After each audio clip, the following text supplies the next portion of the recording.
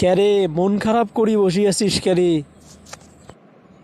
আর বলিস না বন্ধু, আব্বা করছি একটা মেয়ে দেখে বিয়ে দেবে, তা তো দেবে না। আর রাত হলে তো আমার গোনা করা শুরু হয়ে যায়, কি করি? আচ্ছা বন্ধু, আমাকে একটা প্রশ্নের উত্তর দে তো। সেটা হচ্ছে যে কোন কোন বড় গোনাগুলোর কারণে কবরের আযাব হতে পারে? আসলে গোনাহের কাজে লিপ্ত হওয়া কবরের আযাবের অন্যতম কারণ। তো কয়েকটা কারণ বলতেছি। তার মধ্যে প্রথমটা হচ্ছে কুৎসা রটনাকারী বা পরনিন্দুক। দ্বিতীয়টা হচ্ছে নিজের পেশাব পায়খানা থেকে পবিত্র না হওয়া।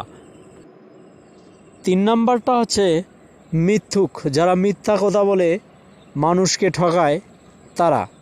আর 4 নাম্বারটা হচ্ছে জেনাকারী। 5 নাম্বারটা হচ্ছে সুদখোর। সারা দিন রাত মিলে যত গোনা করি বন্ধু, জানি না আল্লাহর সামনে কোন মুখ নিয়ে দাঁড়াবো। আল্লাহ ক্ষমা করে দিক।